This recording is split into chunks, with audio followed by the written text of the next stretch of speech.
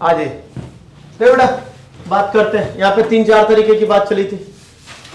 एक तो ये कि जब सब अंदर रहेगा तो P इंटरसेक्शन पॉइंट था, कुछ याद आया किसी को? C P A into PV equal to P C into P A into is equal to P C into कौन साइक्लिक वाली का? कोई दिक्कत तो नहीं? एक अब ऐसे आएगा,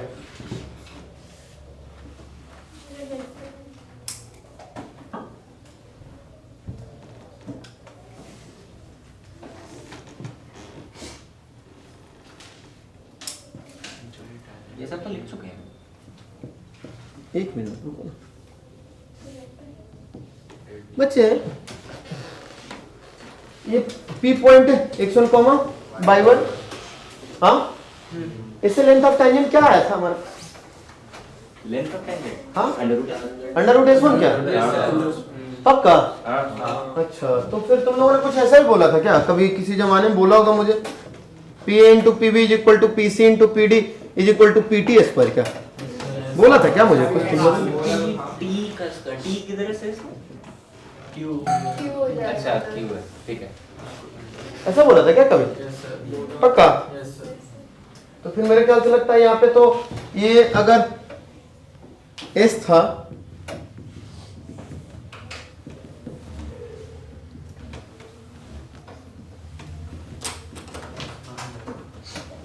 और ये था x1 y1, तब PQ का जो लेंथ ऑफ PQ था, तुम लोगों ने मेरे ख्याल से लेंथ ऑफ PQ को अंडर रूट S1 बोला था।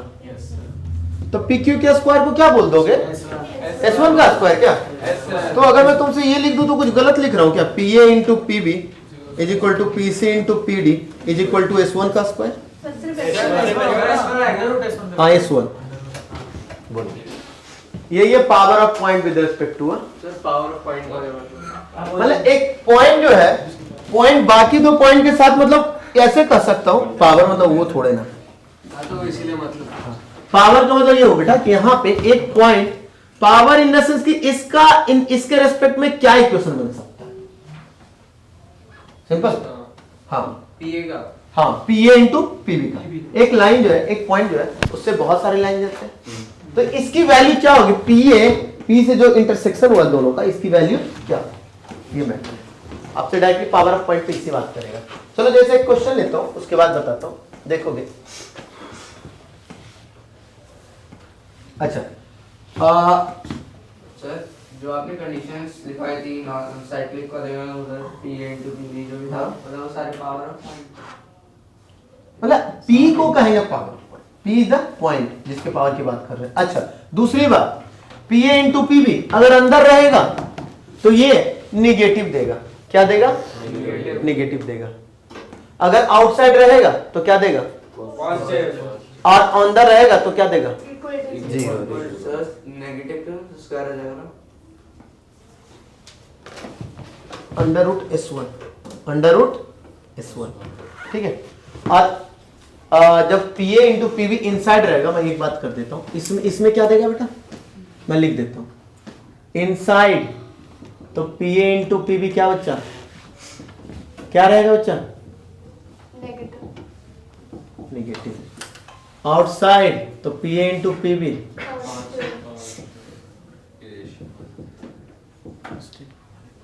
और on the curve zero. PA into PV is equal to clear? बोलो, कोई दिक्कत है तो पहले बोलो।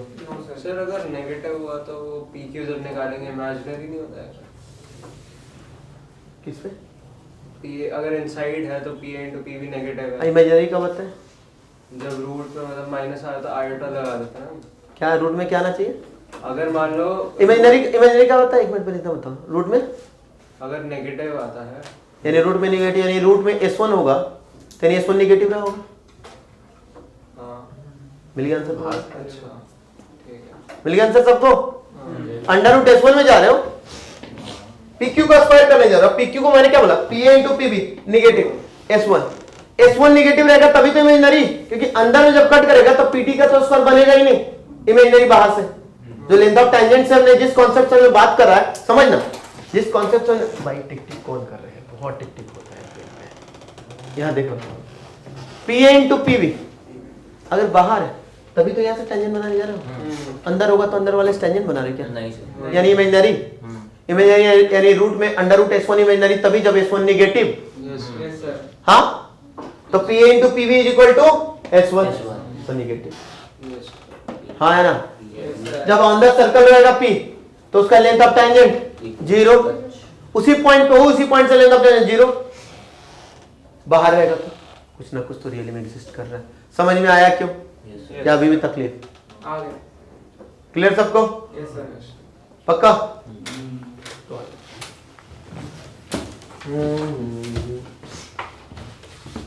Find the power of point. Power of point का मतलब एक तरीके से ये क्या देगा? PA इंटू PV पॉजिटिव देगा, नेगेटिव देगा, क्या देगा? सर वो नेगेटिव दे ही क्यों रहा है फर्स्ट पॉइंट? नेगेटिव दे ही क्यों रहा है? क्यों रहा है? हाँ, कैसे बताऊं? क्या? समझ नहीं आया। अच्छा, एक बार क्वेश्चन कर लो, हाँ है ना? एक क्वेश्चन करो, उसके बाद शायद समझ में। पावर ऑफ पॉइंट बताता हूँ बेटा, 2 मिनट देना। 2 into 4 with respect to the WRT circle. एक क्वेश्चन लिख लो फिर मैं तुम्हारे आंसर का जवाब देता हूँ बेटा। आ जाओ बेटा, सुनना, ये क्या है? बोल रहा P पॉइंट है, इनसाइड है आउटसाइड है नहीं पता, लेकिन वो जब भी इंटरसेक्ट करेगा, जब भी उससे लाइन बनाओगे, जब भी उससे लाइन बनाओगे और वो अगर सर्कल को 2 पॉइंट पे इंटरसेक्ट कर रहा है तो उन दोनों पॉइंट्स का जो डिस्टेंस है उस पॉइंट से, उसका मल्टीप्लिकेशन क्या होगा? तो मल्टीप्लिकेशन नेगेटिव पॉजिटिव कुछ भी हो सकता है। समझ में आ सकता है? ठीक है। और इसका कॉन्सेप्ट अगर मैं बोलूं तो लेंथ ऑफ टेंजेंट से बात करते हैं। अगर बाहर रहता, मैं उस कॉन्सेप्ट से बात करता हूं, बाहर रहता तब उससे लेंथ ऑफ टेंजेंट बनने की बात थी, अंदर रहता तो लेंथ ऑफ टेंजेंट इमेजिनरी होता है, यानी टेंजेंट इमेजिनरी, तो लेंथ ऑफ टेंजेंट भी इमेजिनरी, यानी अंडर रूट S1 क्या देगा? इमेजिनरी। और अंडर रूट S1 इमेजिनरी तभी देता है जब S1 क्या हो? नेगेटिव। सर हाँ बेटा, जैसे आपने बोला पॉइंट पे अंदर बाहर कैसे पता चल सकता है? रेडियस से बता सकते हैं क्या? जरूरत क्या है तुम्हें पता करने की? उसने सिर्फ बोला है, यहाँ पर डायरेक्टली पुट कर देना S1 पे, उस पॉइंट को पुट कर दीजिए वहां पे। तो प्लस माइनस अब इससे आपको खुद भी पता चल जाएगा। दूसरे तरीके से भी है कि सर वो पॉइंट कहाँ है, P पॉइंट कहाँ है, अगर उस पॉइंट को अंदर पुट किया। और वैसे भी मेरे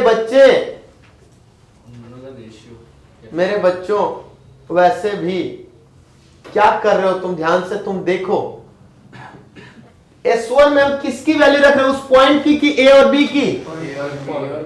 A और B का पॉइंट रख रहे हैं, उस पॉइंट को रख रहे हो। उस पॉइंट को रखते तो S1 बन गया। ये पहला केस जाओ, जब ये अंदर रहेगा तो S1 स्मॉलर देन 0, जब ये यहां पर रहेगा तो S1 इक्वल टू 0, बाहर रहेगा तो ग्रेटर देन 0। इस पे S1 S2 S3 क्या कर रहे हो? क्या कर रहे हो? किसकी वैल्यू है? उसी पॉइंट की तो वैल्यू है। लो पहले S1 लिखता हूं। S1 का मतलब क्या है? S में 2,4 लिखो सर, यही ना? तो किसकी वैल्यू लिख रहे हो? इस पॉइंट का ना। इस पॉइंट को उस कर्व में रख के देख रहे हो? याद करो, पहले ही मैंने सिखाया था, याद आया कुछ? हो गई कहानी, क्लियर हुआ? साइन है तो पहले जो हमने ऑन द सर्कल पॉइंट और इनसाइड द सर्कल और outside the circle, S1 is greater than 0, S1 is equal to 0, S1 is smaller than 0, इस पॉइंट में रखिए। तो 2 का स्क्वायर 4 का square minus 6 into 2 plus 4 into 4 minus 8, 4 16 minus 12 plus 16 minus 8, 16 यानी 16 आ जाए। क्या है? Greater than 0, outside the circle. कोई दिक्कत? No sir. हाँ भाई, अब बोलो तो क्या करना चाह रहे हो? अभी भी नहीं समझ में आया तुम्हें? मुझे हाँ, ये पॉइंट सीधा पावर ऑफ पॉइंट का मतलब उस पॉइंट के बारे में पूछना चाह रहे कि वो पॉइंट कहां पे लाई कर रहा है, या उस पॉइंट से, इसमें दो बातें पूछ रहे हैं, एक तो पूछा है कि कहां पे लाई कर रहा है, इनसाइड, आउटसाइड, ऑन द, और दूसरा उससे जो दोनों इंटरसेक्शन बनेंगे, उससे जो दोनों इंटरसेक्शन बनेंगे उनका लेंथ का प्रोडक्ट क्या होगा। इसमें दो बातें करता है, एक तो PA इंटू PB बताओ, और दूसरा अब सोचो ना, लेंथ ऑफ प्रोडक्ट अगर PA इंटू PB निकालना चाहते तो कितना मैटर बनता। पहले हम क्या करते, इससे एक लाइन बनाते हैं जो कि सर्कल को टच करता, उसके बाद करते, अब मुझे कुछ करने की जरूरत नहीं, P से डायरेक्ट लिखा PA इंटू PB, तो इसी पॉइंट को X पे, सॉरी कर पे रख दो, आ जाएगा आंसर। बाहर भी है तब भी PA इंटू PB या P से इंटू PB, ठीक है भाई, रख दो इस पॉइंट को सर्कल पे, हो जाएगा। समझ में आई बातें? Yes sir. यहां पे भी दिक्कत, so that locus of the point, सुनेंगे question, so that the locus of the point of the power of which with respect to given circle are equal, दो सर्कल से इक्वल हो, and is a straight line, is a straight line. बोल रहे हैं, so that the locus of the point of the power of which with respect to given circle are equal, एक point है जिसका जो locus बताओ, जब उसका पॉइंट का जो पावर है वो दोनों के लिए इक्वल है, दोनों के लिए इक्वल है, तो बताओ कि वो स्ट्रेट लाइन होगा, बताओ कि वो क्या होगा, स्ट्रेट लाइन होगा। तो आ जाओ देखते हैं, मैंने क्या बोला बच्चा, locus of point which power, find locus, यहां पे लिखा हुआ है but find locus of point which power is equal for both the circle, दोनों सर्कल के लिए पावर ऑफ दोनों सर्कल ये है बेटा, circle x square plus y square plus 2gx plus 2fy plus c equal to 0, दूसरा है x square plus y square plus 2g1x plus 2f1y plus c equal to 0, दोनों से इक्वल है, दोनों से क्या है, इक्वल है। तो यानी इस मान लो h कॉमा के ले लो उस पॉइंट को, लोकस की बात कर रहा है, चलो h कॉमा के लेके पहले से बनाओ, तो s1 यानी h square plus k square plus 2g h plus 2f k plus c equal to 0, दूसरा यहां से h स्क्वायर इज इक्वल है ना, h square plus k square plus 2g h1 sorry 2g1h plus 2f1 k plus c, h square k square c से c, सब इधर आ जाएगा, 2g h1 minus 2g1h 2fk minus 2f1k is equal to, बच्चे 2h के जगह अब x रख लो, 2x g minus g1 plus 2y f minus f1, एक ऐसा इक्वेशन बना बेटा, स्ट्रेट लाइन हुआ कि नहीं हुआ, हाँ या ना, कोई दिक्कत तो बोलो यहाँ पे, ठीक है।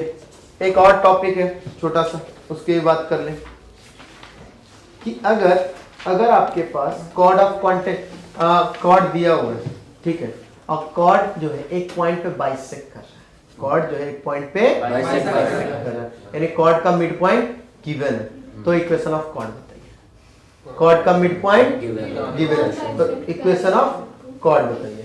हाँ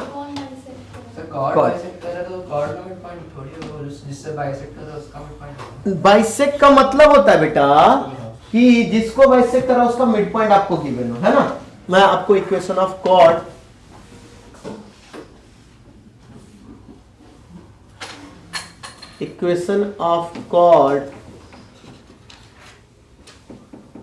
whose midpoint is given, midpoint given, जिसका मिड पॉइंट गिवन हो। याद करो मैंने तुम्हें पहले बात पढ़ा रहा था, तो मैंने तुम्हें पहले बोला था कि मैं बताऊंगा, जब स्टार्टिंग में जब कॉर्ड ऑफ कॉन्टेक्ट पे चल रहा था, तो आ जाओ यहाँ पे, ये मान लो बेटा ये सेंटर है 0 minus g comma a b, अब ये आपके पास दिया हुआ बेटा, तो बच्चे एक बात आप बताओ भाई साहब, मिड पॉइंट से अगर आते हो सेंटर से, तो मिड पॉइंट को क्या करेगा, वाह, मिड पॉइंट से जब आते हो तो भाई से कर दो, सर्कल से पास है, सेंटर से मिड पॉइंट पे आते हो कॉर्ड का यानी परपेंडिकुलर। क्लियर है बच्चे? तो एक बात बताओ, आपको इसका स्लोप मिल जाएगा, तो क्या इसका स्लोप नहीं मिल गया? मिल गया। हाँ, तो इसका जो इक्वेशन ऑफ कॉर्ड होगा वो डायरेक्ट हिट करके मैंने तरीका बता दिया। क्या करना, पहले एक तरीका लिख देता हूं, slope of OD into slope of A B is equal to -1। तो स्लोप ऑफ ओडी क्या है बच्चा? तो y1 plus f upon x1 plus g। तो स्लोप ऑफ ए बी क्या हो जाएगा? Minus x1 plus g upon y1 plus f। आपके पास स्लोप मिल गया, एक पॉइंट भी है, क्या इक्वेशन बन जाएगा? और वो इक्वेशन जो होता है इक्वेशन ऑफ कॉर्ड होता है t equal to s1, t equal to s1, वे t मतलब x1, पहले मैं प्रॉपर लिख दूं, इसका क्या था? x square plus y square plus 2gx plus 2fy plus c equal to x1 plus y1 plus 2 g x plus f y plus c equal to 0। यही ना बच्चा? और s1 क्या? x1 square plus y1 square plus 2g x1 plus 2fy1 plus c is equal to 0। कर लेंगे, मैंने concept बता दिया और डायरेक्टली लिख दिया, क्योंकि अभी स्पेस नहीं था, फिर मैं इरेज करता, इससे बेटर t इक्वल टू क्या बोला? आपके पास बोल रहा है कि भाई कॉर्ड का मैंने मिड पॉइंट आपको दे रखा है, कॉर्ड का मैंने आपको मिड पॉइंट दे रखा है, तो बताओ, तो भाई जब आपने कॉर्ड का मिड पॉइंट दे रखा और एक सर्कल दे रखा है, तो सर्कल का सेंटर भी दे रखे होंगे आप, तो सर्कल का सेंटर और कॉर्ड का मिड पॉइंट को मिला दे तो परपेंडिकुलर बनता है। तो यानी जो कॉर्ड है वो ओडी के परपेंडिकुलर है। Yes sir. तो ओडी का स्लोप तो आपको पता है y2 minus y1 upon x2 minus x1। तो उसी तरीके से आपका AB का भी स्लोप आ जाएगा रेसिप्रोकल करके नेगेटिव साइन, है ना? अब आपके पास स्लोप आ ही चुका है, तो आपको क्या है तरीका? y minus y1 upon x minus x1 is equal to slope of the line. उसे जब करेंगे बच्चे तो आएगा t इक्वल टू s1। कोई दिक्कत यहां तक? पक्का? हाँ, कांस्टेंट हट जाएगा, वो मैंने मना कहा